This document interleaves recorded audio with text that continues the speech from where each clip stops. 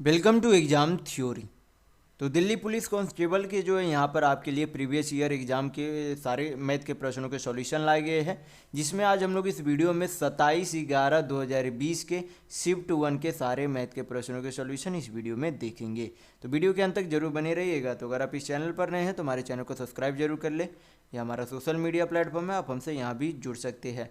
इसके लिंक आपको इस वीडियो के डिस्क्रिप्शन बॉक्स में मिल जाएंगे। और इस वीडियो को अपने दोस्तों के साथ शेयर करना बिल्कुल भी नहीं भूलेगा। तो आज हम लोग जो है इस वीडियो में 27/1/2020 के शिफ्ट 1 देखेंगे। तो चलिए बढ़ते आज के प्रश्नों की ओर। देखेंगे क्वेश्चन नंबर 1। यहाँ पर क्वेश्चन में दिया गया है कि ए किसी काम को जो है 40 दिनों में और बी उसी काम को 50 दिनों में कर सकता है। उन्होंने एक साथ मिलकर जो है 5 दिनों तक काम किया, लेकिन फिर बाद बी ने जो है काम छोड़ दिया। यानी कि इस 5 दिनों के बाद ए जो है काम को जारी रखा, लेकिन बी ने काम को क्या कर दिया, 5 दिनों के बाद काम को छोड़ दिया।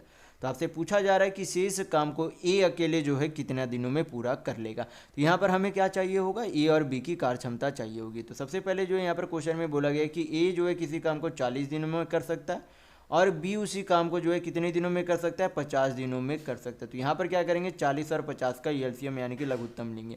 तो एलसीएम आपका कितना हो जाएगा, 200। 200 को जब 40 से भाग करेंगे तो आपका 5 आएगा, 200 को जब 50 से भाग करेंगे तो 4 आएगा। यानी कि ए की कार्य क्षमता 5 है और बी की कार्य क्षमता कितनी है, 4 है। तो यहाँ पर जो है टोटल वर्क निकालने का जो आपका फॉर्मूला क्या होता है, टोटल वर्क बराबर आपका इफिशियंसी इंटू टाइम होता है। तो ये आप ध्यान रखिएगा, टोटल वर्क बराबर इफिशियंसी इंटू टाइम। यानी कि ए जो है, अगर ए जो है 5 काम करता है एक दिन में, बी जो है 4 काम करता है, तो टोटल जो है दोनों मिलकर कितना काम करेंगे, तो दोनों मिलकर एक दिन में 9 काम करेंगे। कितना काम करेंगे, 9 काम करेंगे। और कितने दिनों तक काम करते हैं, तो 5 दिनों तक काम करते हैं। तो टोटल 5 दिनों में ए और बी के द्वारा कितना काम कर लिया जाएगा, तो 9 × 5 = 45 काम कर लिया जाएगा। लेकिन टोटल करना कितना काम था, ये जो आपका एलसीएम आता है वही आपका क्या होता है, टोटल वर्क होता है। तो टोटल करना कितना था, 200। अभी तक किया गया कितना है, 45। तो क्या करेंगे, 200 - 45 करेंगे तो आपका क्या आ जाएगा, रिमेनिंग वर्क यानी कि बचा हुआ काम आ जाएगा। तो 200 - 45 आपका कितना हो जाता है, 155। यानी कि 155 काम अभी भी क्या हुआ है, बचा हुआ है, जो कि करना है। और 155 काम को करेगा कौन, तो ए के द्वारा किया जाएगा। तो समय निकालने का फॉर्मूला होता है कि टोटल वर्क बाई क्या हो जाता है, आपका इफिशियंसी होता है।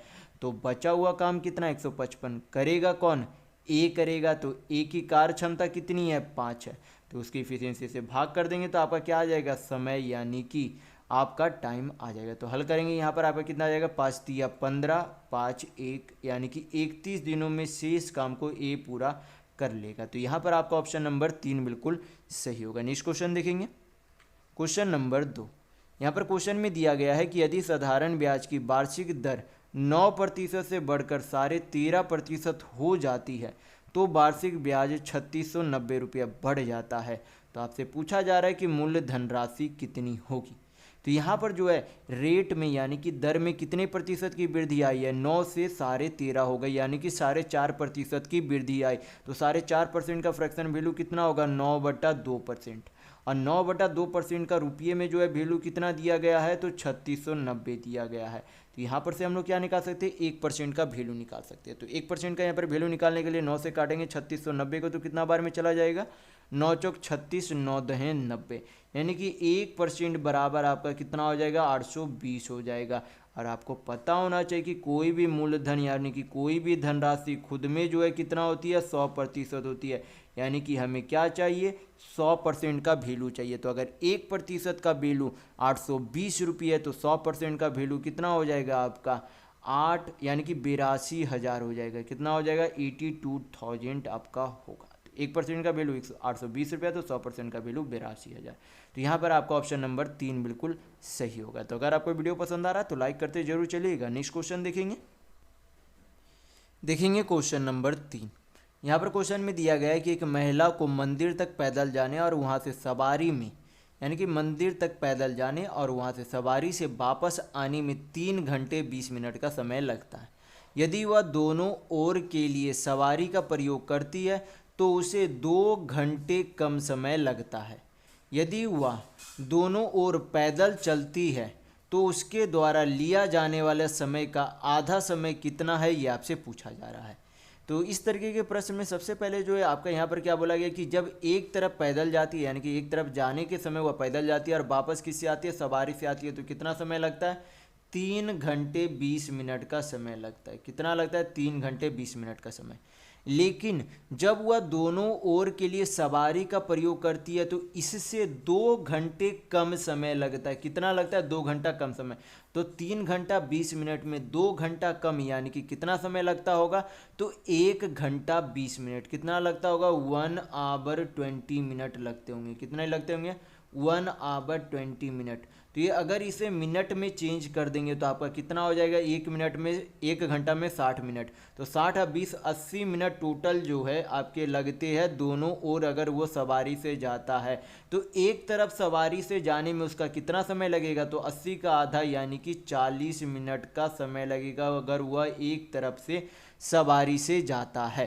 तो अगर इसमें पहले वाले में क्या दिया गया था कि एक तरफ पैदल जाता है और एक तरफ सवारी जाता है। तो अगर सवारी का समय इसमें से माइनस कर दे तो आपका क्या निकल जाएगा, एक तरफ जाने में जो पैदल जाने में समय लगता है वो आपका समय निकल जाएगा। तो यहाँ पर से आपका कितना हो जाएगा, यहाँ पर से आपका आ जाएगा 2 घंटा 40 मिनट आपका समय आ जाएगा। यानी कि जब वो एक तरफ जाएगा तो पैदल चलने में उसे 2 घंटा 40 मिनट का समय लगता है। तो वही तो आपसे पूछा जा रहा था कि यदि वह दोनों ओर पैदल चलती है तो उसके द्वारा लिया जाने वाले का आधा समय कितना है, यानी कि जितना समय वो पैदल जाने में लगाएगा उतना ही वो पैदल आने में वापस उतना ही समय लगाएगा।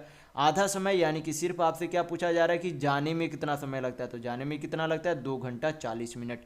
तो यहाँ पर आपका ऑप्शन नंबर 4 बिल्कुल सही होगा। नेक्स्ट क्वेश्चन देखेंगे, क्वेश्चन नंबर 4। यहाँ पर क्वेश्चन में दिया गया कि दो संख्या का गुणनफल 9216 है। जब बड़ी संख्या को छोटी संख्या से विभाजित किया जाता है तो भागफल 16 और शेषफल 0 प्राप्त होता है। तो उन संख्याओं के बीच का अंतर क्या है, ये आपसे पूछा जा रहा है। तो यहाँ पर क्या मान लेते, एक संख्या y है, दूसरी संख्या, एक संख्या x है, दूसरी संख्या क्या है, y है। बड़ी संख्या यहाँ पर हम लोग क्या मान लेते, y को मान लेते, छोटी संख्या x मान लेंगे। तो जब बड़ी संख्या को छोटी संख्या से विभाजित किया जाता है तो भागफल कितना आता है, 16 और शेषफल कितना आता है, 0। तो y का यहाँ पर वैल्यू कितना हो जाएगा, y बराबर आपका 16 इंटू एक्स यानी कि 16x हो जाएगा। कितना हो जाएगा आपका y का वैल्यू 16x। तो अगर y का वैल्यू यानी कि एक संख्या 16x है और एक संख्या को तो हम लोगों ने x माना ही है, यानी कि y को हम लोग क्या बोल सकते हैं, y को हम लोग बोल सकते हैं कि y का वैल्यू कितना है, 16x है। तो y का अगर वैल्यू 16x है तो एक संख्या x, दूसरी संख्या कितनी है, 16x, और दोनों संख्याओं का गुणनफल कितना हो जाएगा, x इंटू 16x यानी कि 16x स्क्वायर होगा। बराबर आपका जो है गुणनफल कितना दिया गया है, तो 9216 दिया गया है। तो यहाँ पर से क्या करेंगे, हल करेंगे तो 16 से काटेंगे कितना बार में चला जाएगा, 16 25 80, आपका 12 यहाँ पर 16 7 112, 8 1 9, तो 16 छक 96, एक्स स्क्वायर यानी कि एक्स का वैल्यू कितना हो जाएगा, 576, 24 का स्क्वायर होता है। तो एक्स का वैल्यू कितना आ गया, 24। आपसे पूछा क्या जा रहा है, उन दोनों संख्याओं के बीच का अंतर पूछा जा रहा है। तो एक संख्या क्या थी, एक्स, दूसरी संख्या क्या थी, 16x। दोनों का अंतर कितना है, एक x है दूसरा 16x है, तो दोनों का अंतर कितना है, 15x का अंतर है, यानी कि 15x का। तो अगर x का वैल्यू 24 है तो 15x का वैल्यू कितना हो जाएगा, तो 15 इंटू 24 करेंगे तो आपका कितना हो जाएगा, 15 दूनी 30, 15 चौक 60, यानी कि दोनों संख्याओं का अंतर कितना होगा, 360 होगा। तो यहाँ पर आपका ऑप्शन नंबर 4 बिल्कुल सही होगा। नेक्स्ट क्वेश्चन देखेंगे, क्वेश्चन नंबर 5। यहाँ पर दिया गया, यहाँ पर जो है कुछ आपके यहाँ पर जो है ये दिए गए अनुपात में और यहाँ पर वैल्यू दिया गया उसका अनुपात में। आपसे पूछा जा रहा है कि 5w minus 3x minus Z ratio 3w का वैल्यू क्या होगा।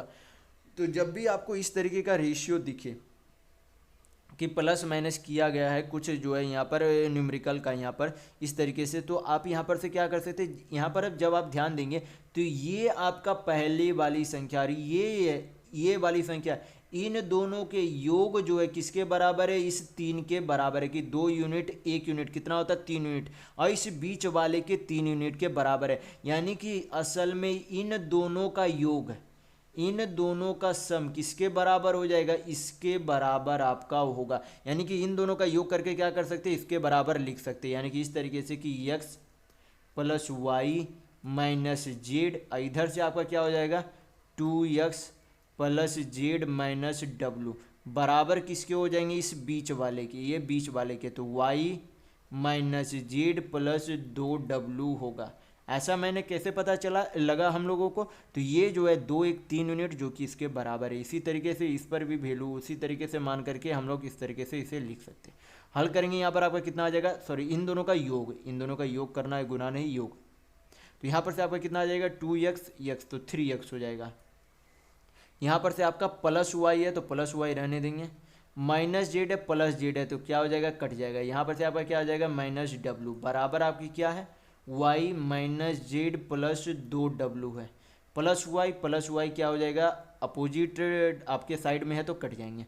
यहाँ पर से आपका कितना आ जाएगा, यहाँ पर से आपका आ जाएगा 3x, यानी कि 3x को अगर उधर भेज दिया और w को इधर आपका आ जाएगा तो क्या हो जाएगा आपका प्लस में ही भेज देते हैं हम लोग, जेड इधर भेज देंगे तो आपका कितना हो जाएगा 3x प्लस जेड बराबर w को उधर भेजेंगे तो क्या हो जाएगा 3W होगा।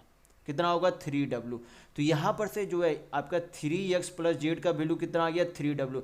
यानी कि अगर इन दोनों में माइनस कॉमन ले ले तो क्या बचेगा आपका, इन दोनों में अगर आपका पहले तो अनुपात किसका पूछा जा रहा है 5W minus 3x minus Z, अनुपात किसका पूछा जा रहा है 3W का पूछा जा रहा है। तो अगर इन दोनों में माइनस कॉमन ले ले इस तरीके से 5W माइनस, तो क्या बचेगा अंदर में 3x प्लस जेड बचेगा, और इस तरीके से आपका क्या बनेगा रेशियो बनेगा। तो यहाँ पर 5W 3x प्लस जेड का वैल्यू कितना है 3W, तो 5W में से 3W जाएगा तो आपका कितना बचेगा 2W। 2W का अनुपात किससे 3W से, W से W कट गया तो आपका अनुपात कितना आ जाएगा 2:3। तो यहाँ पर आपका ऑप्शन नंबर 3 बिल्कुल सही होगा। नेक्स्ट क्वेश्चन देखेंगे, क्वेश्चन नंबर 6। यहाँ पर क्वेश्चन में दिया गया है कि एक धनराशि अर्धवार्षिक यानी कि हाफ ईयरली रूप से चक्रवृद्धि ब्याज किए जाने वाली 10% वार्षिक ब्याज दर पर एक वर्ष के अंत में 20,947.5 रुपये हो जाती है, तो उसी धनराशि पर पहले की 3 गुना ब्याज दर पर 4.2/5 वर्षों में प्राप्त होने वाली साधारण ब्याज कितना होगा, ये आपसे पूछा जा रहा है। तो यहाँ पर जो हम लोग सबसे पहले क्या करेंगे, यहाँ पर जो आपका रेट दिया गया वो किस में दिया गया वार्षिक रूप में दिया गया, लेकिन जो आपका चक्रवृद्धि ब्याज लग रहा है वो कैसा लग रहा है अर्धवार्षिक रूप में लग रहा है। तो यहाँ पर से जो है अर्धवार्षिक यानी कि अगर एक साल का ब्याज 10% है तो आधे साल का ब्याज कितना हो जाएगा 5%, कितना हो जाएगा 5% आ जाएगा। तो ये जो 5% है अर्धवार्षिक रूप में, एक साल का ब्याज जो है प्रतिशत में कितना हो जाएगा, तो एक साल का आपका कंपाउंड इंटरेस्ट हो जाएगा। जब आपका यहाँ पर जो है आपका 2 रेगुलर आपका यहाँ पर आप चक्रवृद्धि ब्याज लगता है, यानी कि 2 आपके सिस्टमेटिक बेस से जो है वृद्धि होते हैं 5% के, तो ओवरऑल आपका परसेंट निकालने के लिए क्या करेंगे, एक फार्मूला होता है जो कि आप इस फार्मूला पे वैल्यू पुट करेंगे तो आपका आंसर आ जाएगा, आंसर नहीं सॉरी आपका ओवरऑल कंपाउंड इंटरेस्ट आ जाएगा। तो ए और बी का दोनों वैल्यू यहाँ पर 5 है, हल करेंगे तो आपका कितना आ जाएगा 10.25% आ जाएगा। तो कंपाउंड इंटरेस्ट आपका यहाँ पर कितना हो गया परसेंट में 10.25%।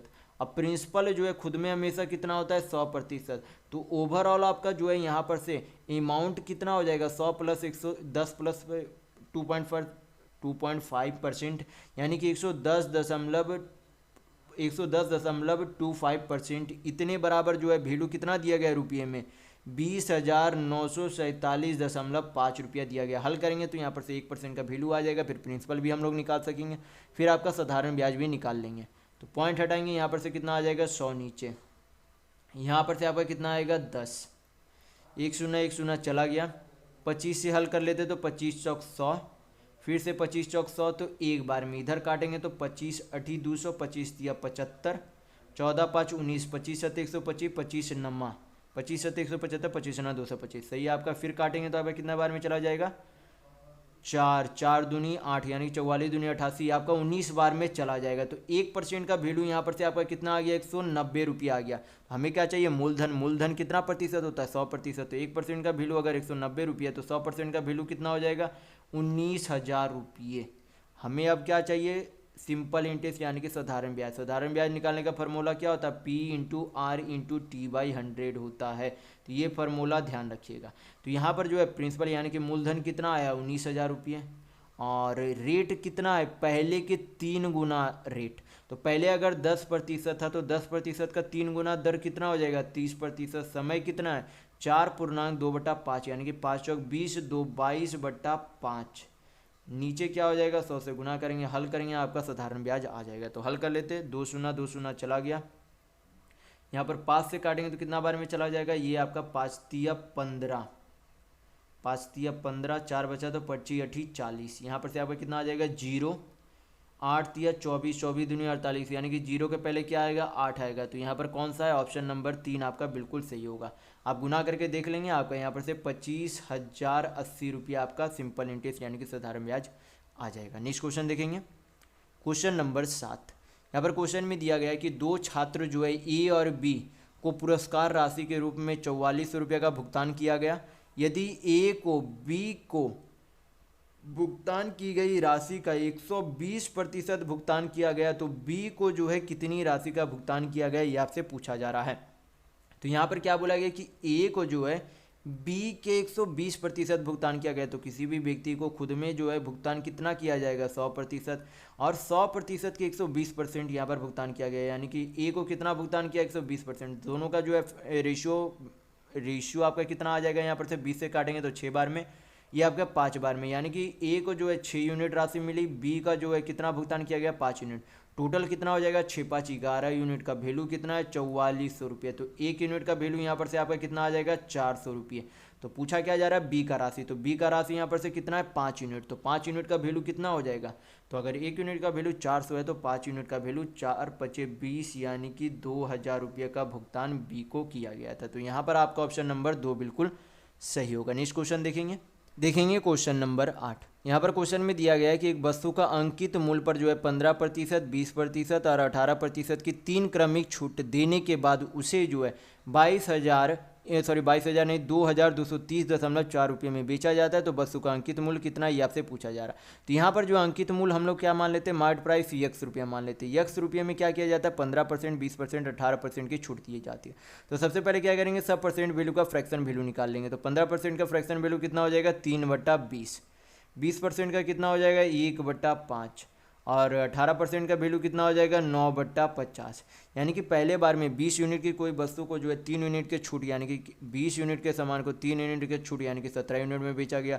फिर दूसरे बार में 5 यूनिट की कोई वस्तु को 1 यूनिट के छूट यानी कि 4 यूनिट में बेचा गया। तीसरे बार में 50 यूनिट की कोई वस्तु को 9 यूनिट के छूट यानी कि 41 रुपये में बेचा गया, 41 यूनिट में बेचा गया। असल में बेचा कितने गया, ओवरऑल आपका 2,230.4 रुपये में बेचा गया। पॉइंट हटाएंगे, नीचे 10 चला जाएगा, हल करेंगे, यक्स का जो वैल्यू आएगा वही आपका क्या होगा, आंसर होगा, यानी कि वही आपका अंकित मूल्य होगी। यहाँ पर क्या करेंगे, हल कर लेते हैं। यहाँ पर से 1 चला गया, 4 25 आपका 20 5 बार में चला जाएगा। 17 से काटेंगे तो 17 1 17 5, 17 तिया 51, आपका एक बार में 17 दूनी 34। 41 से आपका कितना बार में चला जाएगा, 41 आपका यहाँ पर 41 तिया 123 आपका, तो 7 1 8, 41 दूनी आपका 82। यक्स बराबर आपका कितना आ जाएगा, 32 × 5 × 5, यानी कि 32 25 आपका कितना हो जाएगा, 3 5 15, 2 5 10, यानी कि 160 16 25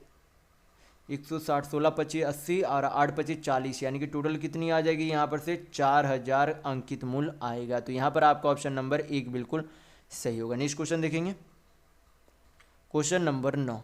यहाँ पर क्वेश्चन में दिया गया है कि किसी वस्तु पर प्राप्त लाभ उसकी लागत मूल्य का 120% है।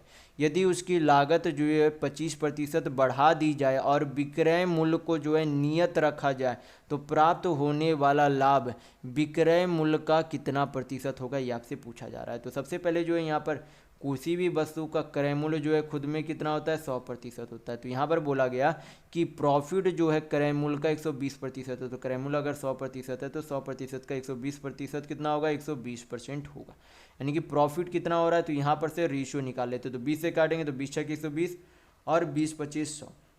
तो यहाँ पर से आपका प्रॉफिट कितना आ गया, 6 यूनिट का, और क्रय मूल्य कितना आ गया, 5 यूनिट का। तो यहाँ पर बोला गया कि 5 यूनिट के जो क्रय मूल्य था उसमें क्या किया गया, 25% की वृद्धि की गई। तो अब नया क्रय मूल्य कितना हो जाएगा आपका, तो यहाँ पर 5 में जो है 25% का वृद्धि करेंगे तो आपका कितना हो जाएगा, यहाँ पर से 5 में यानी कि 25 25 125, 25 25 125, तो आपका कितना हो जाएगा 125, आपका 125 25 आपका हो जाएगा 625, यानी कि 6.25 आपका क्या हो जाएगा, नया क्रय मूल्य हो जाएगा। तो नया क्रय मूल्य इतना है।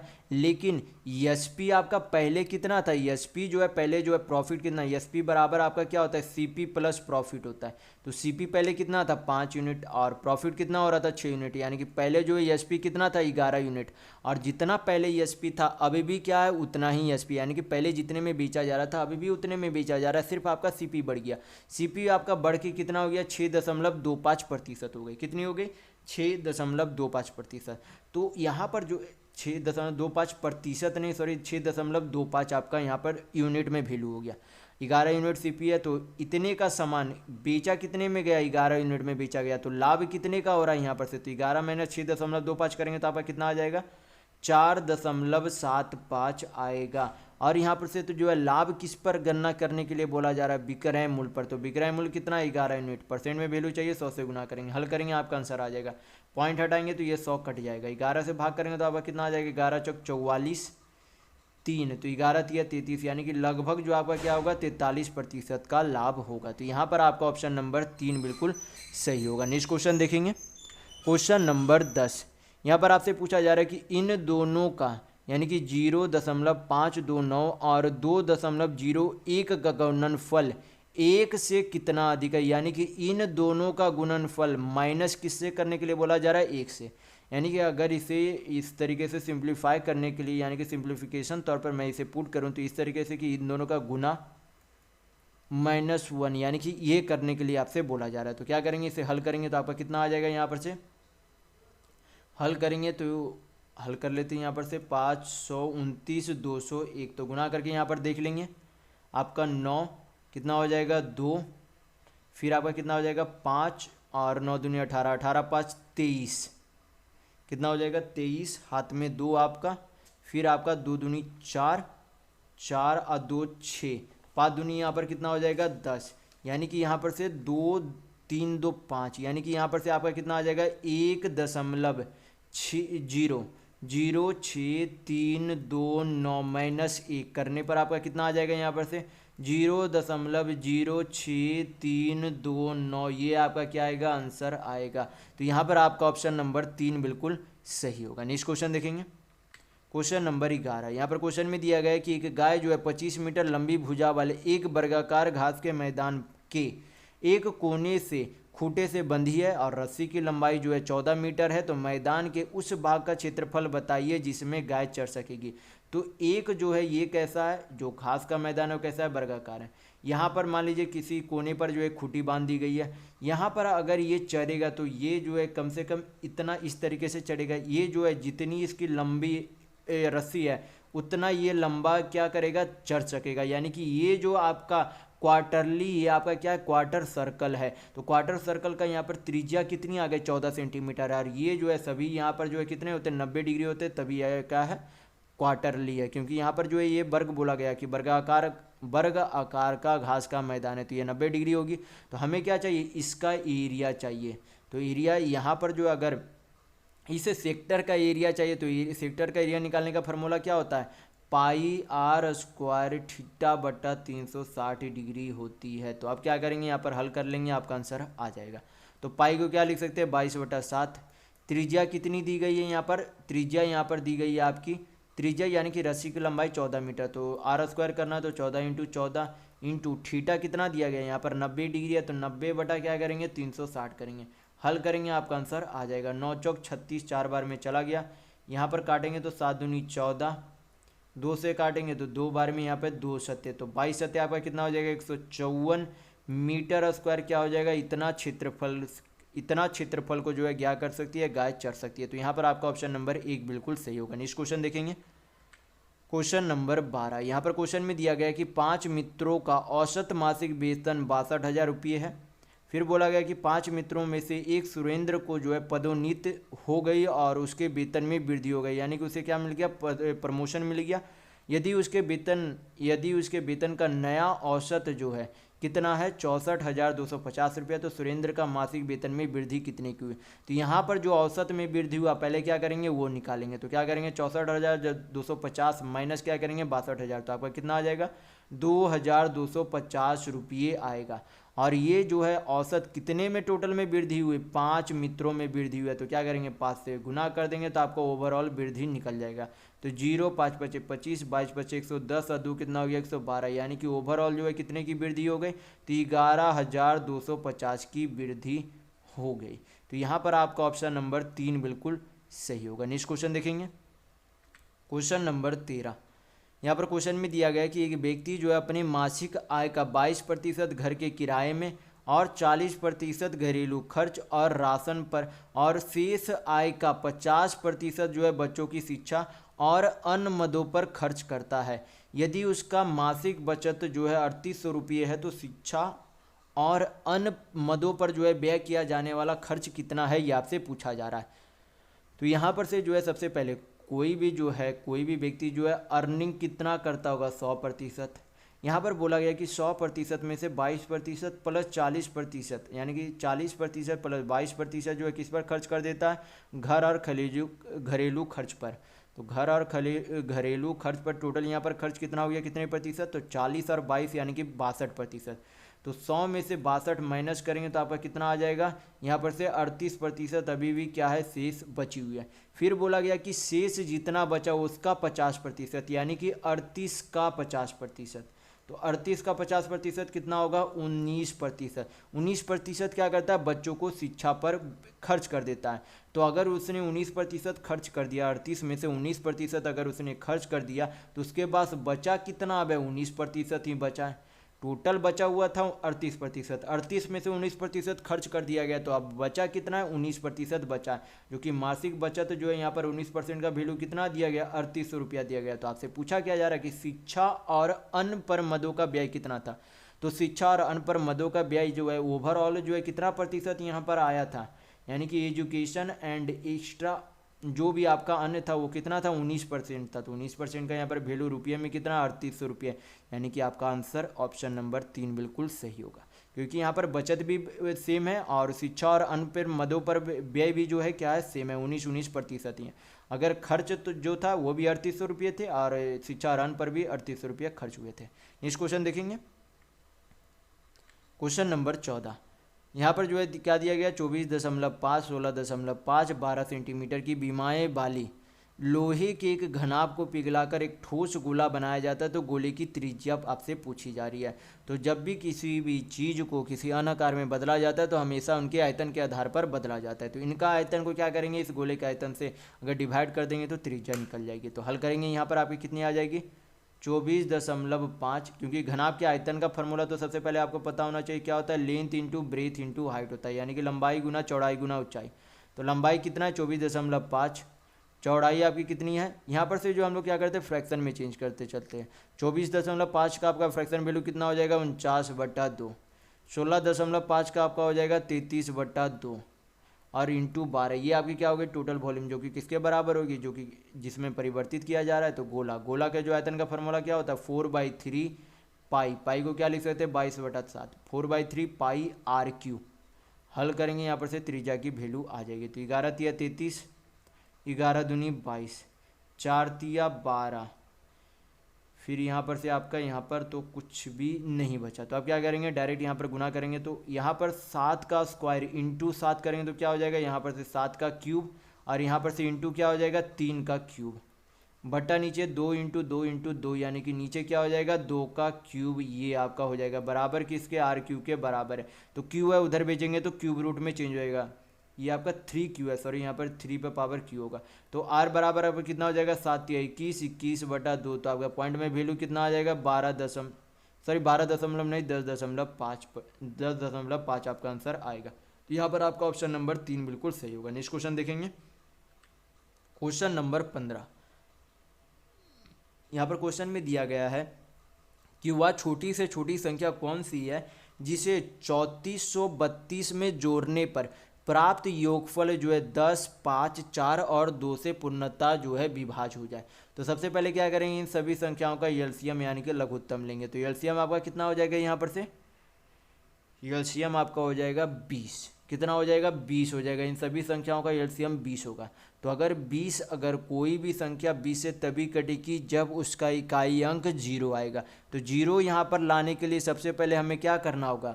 0 अगर हमें लाना है, 20 से कोई भी संख्या तभी कटेगी जब उसका इकाई अंक 0 होगा। तो 0 लाने के लिए यहाँ पर हमें जो है क्या करना होगा? 8 जोड़ना होगा। तो 8 जोड़ेंगे तो आपका यहाँ पर से कितना हो जाएगा? 8 2 10, 3 1 4, यानी कि 3440 रुपये क्या हो जाएगी?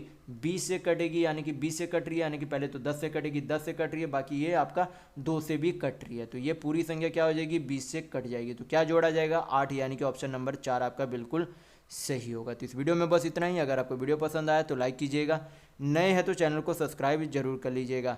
ये हमारा सोशल मीडिया प्लेटफॉर्म है, आप हमसे यहाँ भी जुड़ सकते हैं। इसके लिंक आपको इस वीडियो के डिस्क्रिप्शन बॉक्स में मिल जाएंगे। और इस वीडियो को अपने दोस्तों के साथ शेयर करना बिल्कुल भी नहीं भूलिएगा। तो बस वीडियो में बस इतना ही। वीडियो के अंत तक बने रहने के लिए बहुत बहुत धन्यवाद। आशा करता हूँ आपका दिन शुभ हो।